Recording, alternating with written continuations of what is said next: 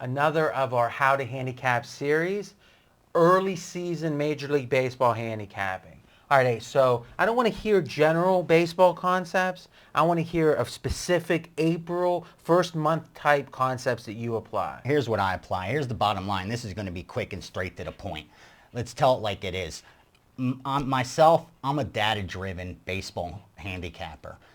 I applied my trade and learned my trade old school, back in the day when it was fact that a numbers-driven guy, your average numbers-driven guy, looking at the right numbers can beat Major League Baseball. There's a reason back in Philly most of the books closed up shop after NBA playoffs, didn't come back till the preseason. It was because the wise guys destroyed them every baseball season. That trend hasn't changed through the years. There's a reason for that. There's certain key factors they look at that make the difference between why teams win, why teams lose. That's all data-driven because it's based on projections and creating models. And the key factor there is runs scored, runs allowed. Nothing more important than that, which makes sense. It should be obvious. All right, so let me jump in, because I am here. All right, give it to me. You know, I get excited with this stuff. I know. When you say models, explain what you mean by that. Okay. What I learned to do is create a projection based on the teams playing, starting pitching, how long the starting pitching I expect them to go, middle relief, who's available, how long I expect them to go. So who's available as in who pitched yesterday and likely to not be able to pitch today. Exactly.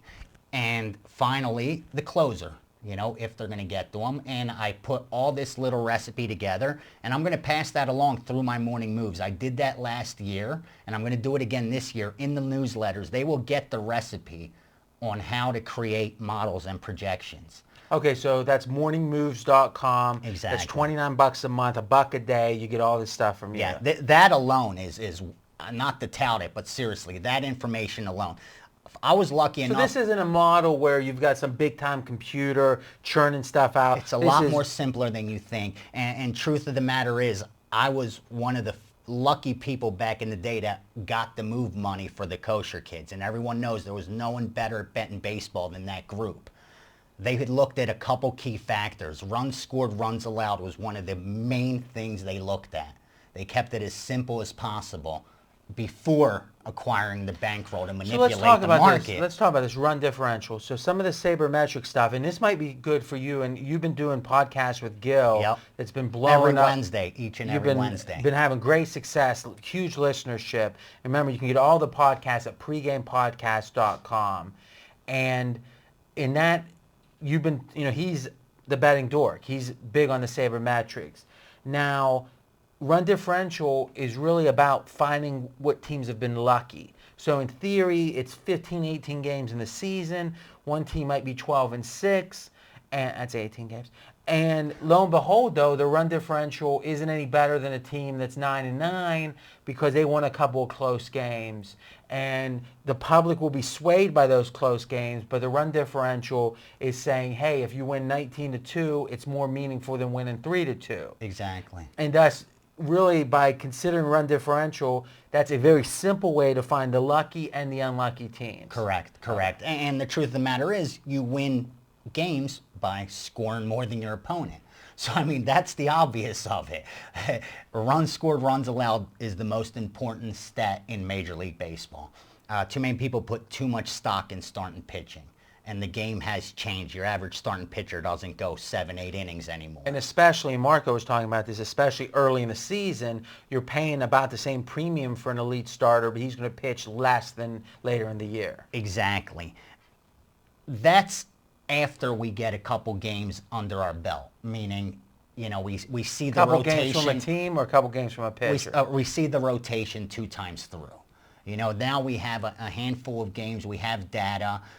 The more data we have, the more accurate our model will be and projection will be. You know, the bigger the sample size, the more you could trust your numbers. Early on in the season, here's how I'm able to make my money betting baseball. Number one, I exploit perception. That's key.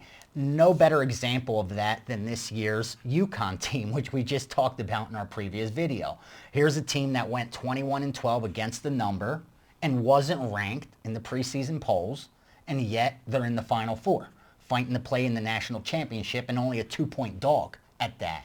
So you're able to beat Major League Baseball by taking advantage of that perception, which teams are overhyped, in the media. Who's everybody's darling?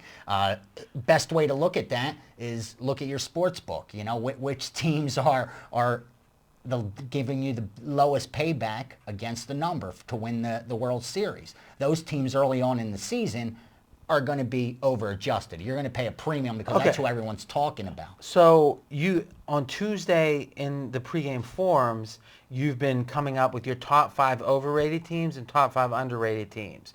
So really what I hear is the first couple weeks of the season, based on who's overrated and underrated and a few other factors, you're going to be playing against public perception more than trusting your number. Exactly, because I don't have data. Now, how much do you do crossover? I always hear the data guys say, oh, I'll take last year's stats. If there's been major changes, I'll adjust. And then otherwise, I count those. Let's say that you have a model that goes 10 games back. Well, in baseball, that's easy. A couple weeks in the season, you're 10 games back. In college football, you're not getting 10 games to the very end of the season. So they have to go back to prior years or the prior year and say, well, this data is worth maybe 40% as much as this year's data.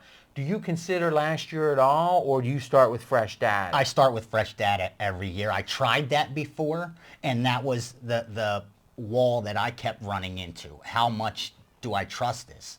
Is it, like you said, 40%? Is it worth 20%? So not being able to determine that couldn't help me come up with a money line that I thought was accurate enough to compare to what they put out to see, do I have an overlay or underlay? So I just said, let me start with the fresh data, because every year's a new year, you know what I mean? And the only thing I do look at in previous year are studs that I thought underperformed or weak players that overperform. Are we talking pitchers specifically? Specifically pitchers, because of the fact that goes back to perception. And you're going to find value based on that, because people do remember guys that, had a breakout year last year. And usually, like we know, you regress and progress to the mean, especially if you're an average player. And this is something I've been talking about recently, is I think in baseball, pitching has the highest variance year to year. Yeah. And thus, if you have, think about it, and I talked about this on a podcast today. By the way, you're going to be doing a podcast with me Friday morning. Tomorrow, baby. Pregamepodcast.com, and we'll be talking baseball, Final Four, the whole stuff. Is if you say, show me the 10, or let's go 20 most consistent hitters of the last 5 years, you're going to have a list you feel pretty decent about. Pujols, whatever. Right.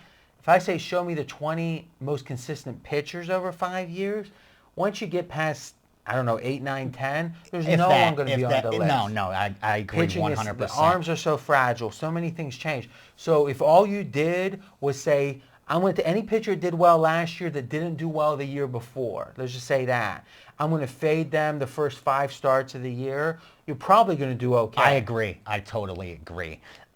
Finally, the second thing that I do early season Major League Baseball is trust my sources, meaning, like I said, nobody beats up baseball more than those betting syndicates. They live for Major League Baseball. And truth of the matter is, I'll tell it like it is, I don't have the resources to follow it the way they do preseason baseball. Which means without the data, they are better able to say, okay, A-Rod had this kind of preseason, this pitcher, I hear his forearm's a little stiff, but they're going to let him pitch one time to see what happens. Exactly. They have those resources. So, they're ahead of the market as far as that goes. Because of that, I really do trust them. How can you take advantage of that now if you don't have the kind of sources, someone else may have? Well, by paying you. Number one, that's the easiest way. Then you could sleep till noon. If you don't or go work a straight job. If you don't have that luxury, pay attention to line moves. And I'm talking about significant line moves and ones that move quickly and significantly. Not in 3-cent, 5-cent increments. Many times that's public driven. I'm talking about you have a line where the favorite's minus 150 and the first move it goes down to 138. Now you know there's sharp But money here's the behind that. thing. Whereas Now the value's lost. Yeah, you're playing at 138. Exactly. That's the catch-22 to doing it that way. But how it can help you is to respect that line move. It may stop you from losing money. It may not help you confirm a wager, but it might stop you from losing a wager. And, you know, money saved is pretty much as good as money won in this racket. For sure. Now, the thing about baseball is you need a dime line. If you have a dime line, you're really getting everything, commission at half price, vig at half price. So check out pregame action, pregameaction.com for trusted deals and from trusted books. Yeah, if you're using 20-cent line, I'll book that action. Wow, you don't do that anymore. No. That's I the old I days. got a friend We I could cleaned refer. you- I got someone I could refer you to. We don't do that either. We cleaned up, baby. Yeah. All right. So any closing thoughts? Just looking forward to a nice, fun So baseball season. how did you go? I love baseball. Did you hear me talking? I love baseball. Did you hear me talking? Some people don't. I don't know why they don't love the long mute months. him real quick. The long months. Mute I him. live for it. Now talk now. Give it to me. Talk now. Go ahead. Try. I'll listen. Who's got the power? He's the boss. Who's He's the got boss. No one's even hearing He you signs right now. my checks. They're just seeing your mouth move. All right, go ahead. Unmute him. Is he unmuted? All right. All right. Now here's the amazing part. You went this whole video without talking about being the most money won last year. Yeah. All right. So sport. We'll keep it simple. No. We got the two #1 guys. Now on Marco's podcast I did today, I talked about you, so I got to return the favor. Marco had the highest return on investment at the Sports Monitor. You made the most money at the Sports Monitor. most money won, fifth in ROR. All right, so we got 1 and 5 on return on risk, and #1 on most money won. Can't go wrong. Can't Awesome. go wrong. That's a 1-2 punch if I All right, ever and we'll be doing a lot of baseball videos between now Love and it. July Can't or wait. August. Can't wait. All right, guys, your turn to continue the conversation. And remember, too, VR has these types of conversations on his Twitter account. It's just at Vegas Runner, no spaces or nothing, at Vegas Runner. Check that out. And in the comment section, we'll be talking about it, too. See you soon.